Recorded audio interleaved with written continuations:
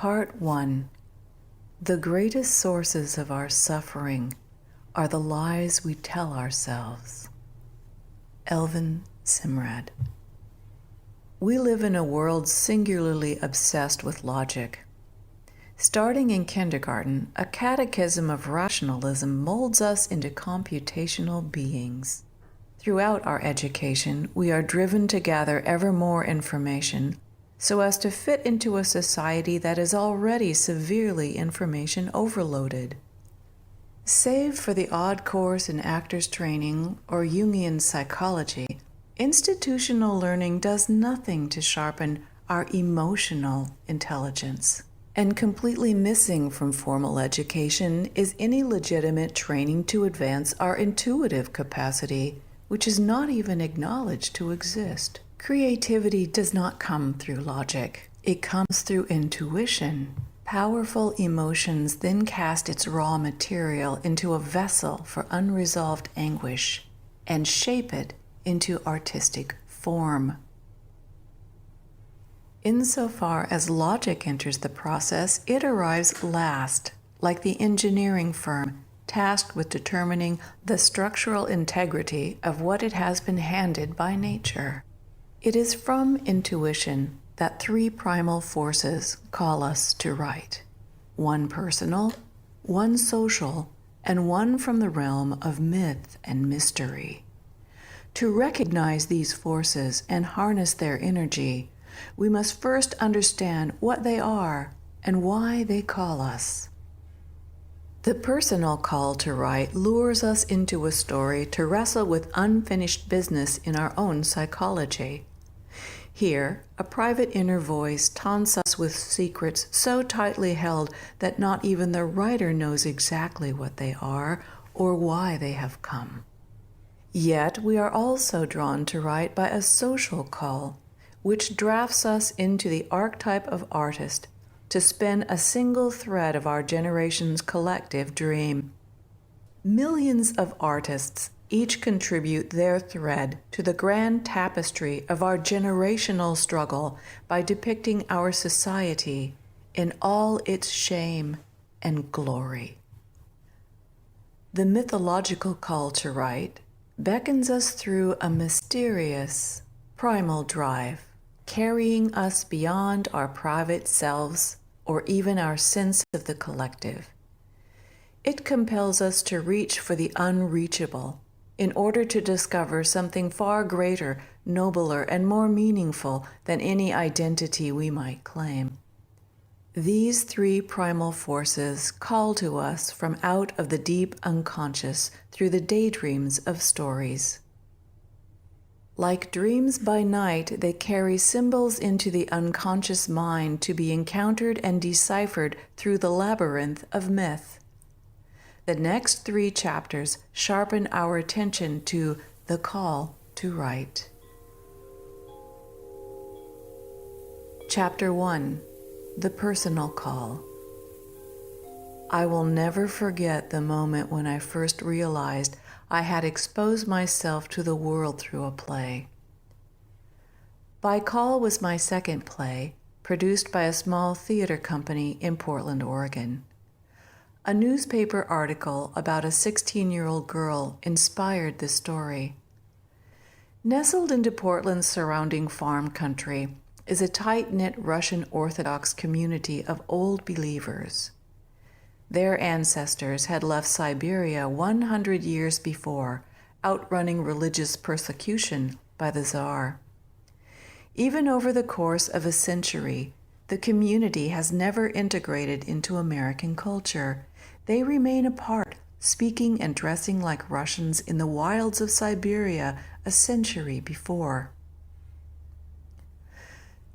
The girl in the article had become pregnant by an outsider and was ostracized. My play takes place in 1973 during the Cold War between the U.S. and the USSR. My main character, Katrina, is pregnant, tossed out of her community, and unable to function in modern-day America.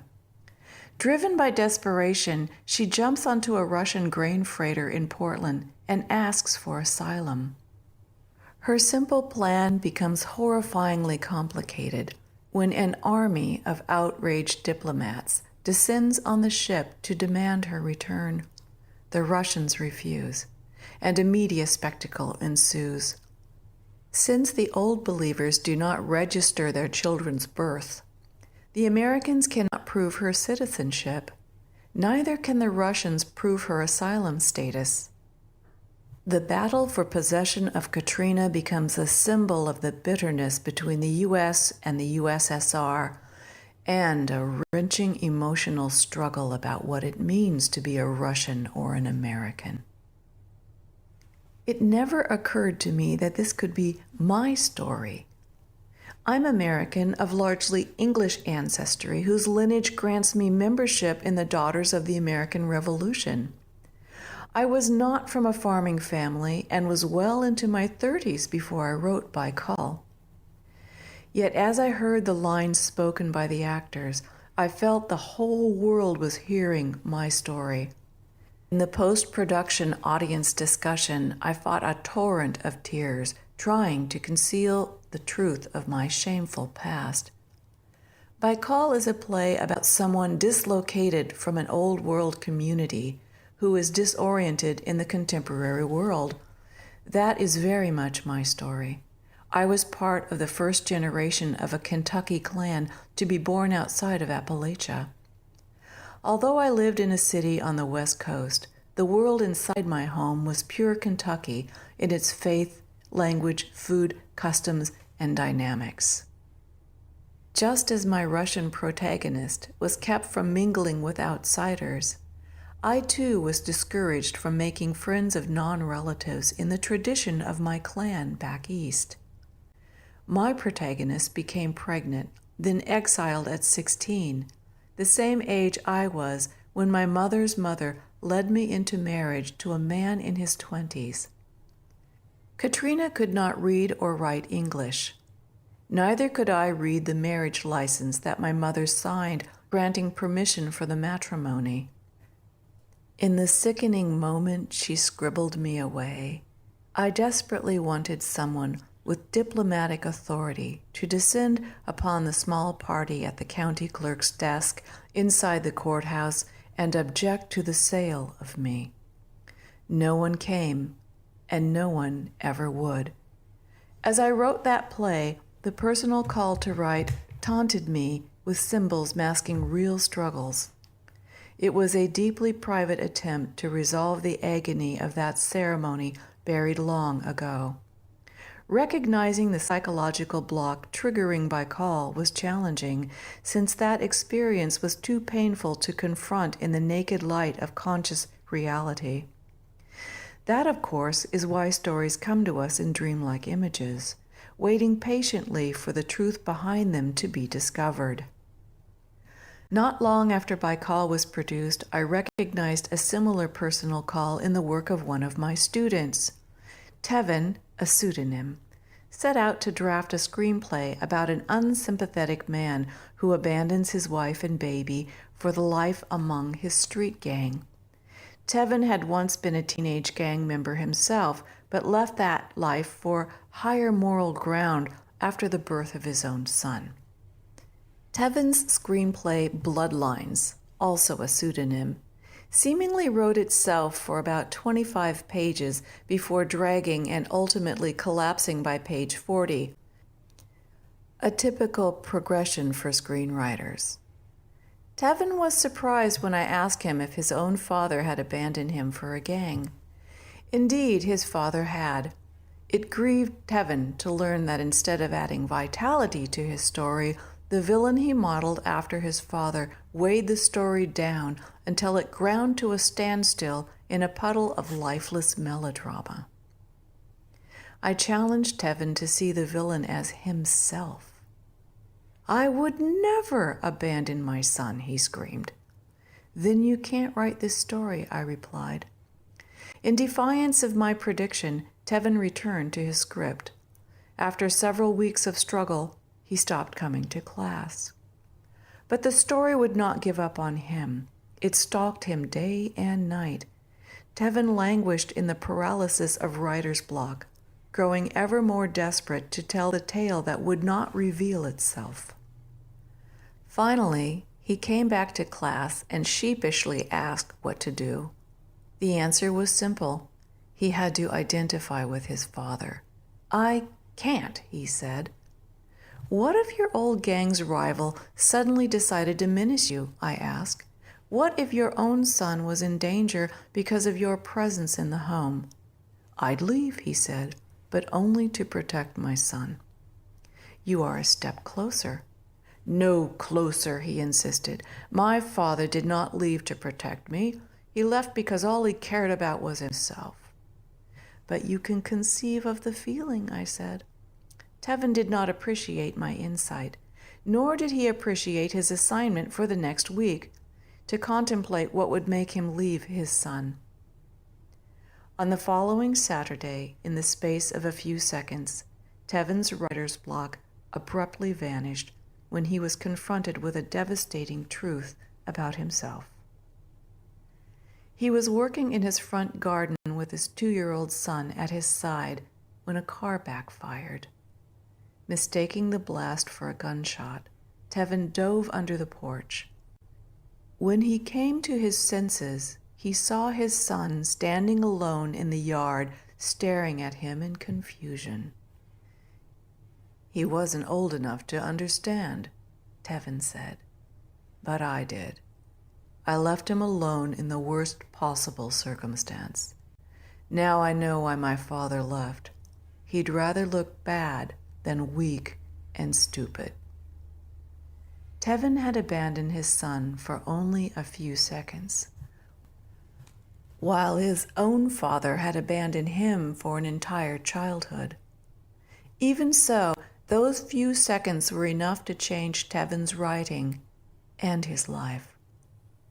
Now, with a compassionate eye for the villainous father in the story, Tevin returned to his screenplay, which once again seemed to write itself, gushing from his fingertips so fast he could hardly keep up with the words streaming into his mind.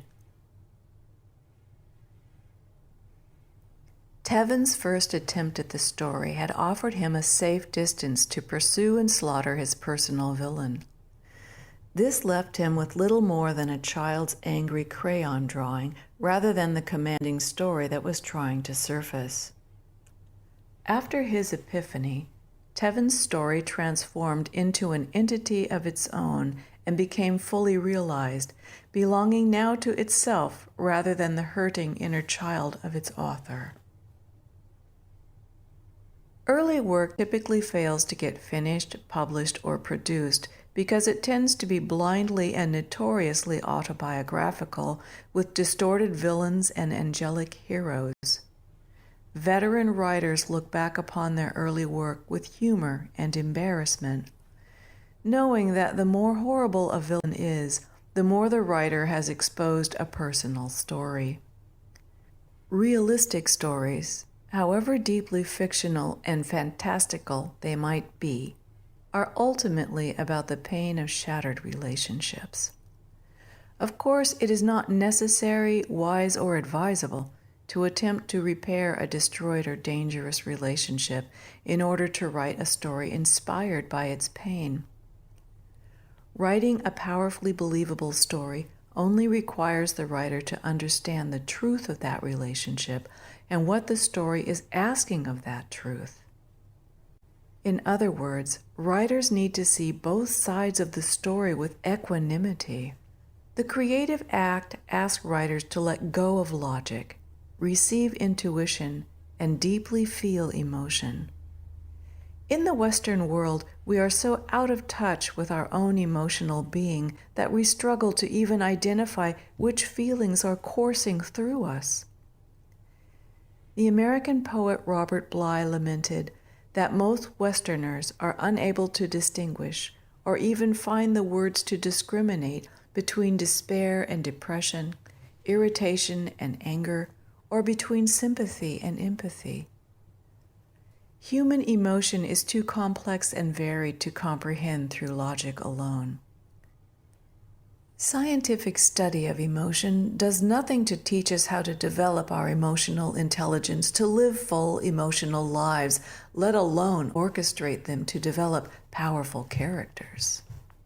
It took Tevin a while to sort through his anger, grief, despair, and humiliation. Finally, he recognized through personal experience that it was shame he shared with his father. The melodramatic and brutally fierce villain in Tevin's early draft gave way to a realistic and worthy villain crushed beneath masked shame. This element sparked the story to life and propelled it forward. The dream images of story beckon us to untangle impossibly dense personal struggles. Because we are social creatures, those struggles will inevitably involve others. To succeed in working through our inner turmoil, we must be willing to see ourselves in all the good and bad characters of our story. Doing so will bring us the gift of doubt.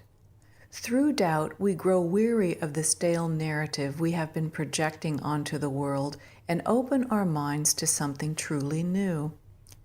In The Practice of Zen, C.C. Chang writes, "The greater the doubt, the greater the awakening. The smaller the doubt, the smaller the awakening. No doubt, no awakening." Although I saw myself in Katrina, the protagonist of Baikal, it took years before I could see myself in the play's powerful sea captain or the Communist Party officer whom I had tagged as the villain. Like Katrina, these characters held secret messages for me from my own self. The captain was a metaphor for my growing power to navigate the world of literacy that I was beginning to command at the time I wrote the play. It was also a warning about how that power threatened to overwhelm me and cause me to lose my place in my clan.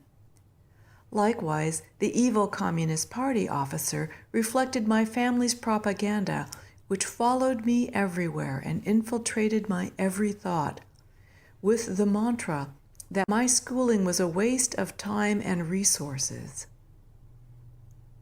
In those moments when I succumbed to that way of thinking, I looked into a dark, horrifying future in which I foresaw that abandoning my education could cost me my life. We write stories to send messages to ourselves. Sometimes they take years to reach us. We also write to awaken ourselves by using fictional villains to dispel the anguish of real ones. Yet ultimately, a story is not a dream to be kept to oneself. The story uses our personal misery in the service of something greater. At some point, we must release our personal villains so that the villain in the story can serve the world by becoming fully human. So it is that Oedipus is no more a personal tirade of Sophocles than Hamlet is a pouting rant of Shakespeare. Whether they were aware of it or not, these great writers successfully addressed the personal call once they released the characters from their own ego-centered daydream to be born into the greater consciousness of society.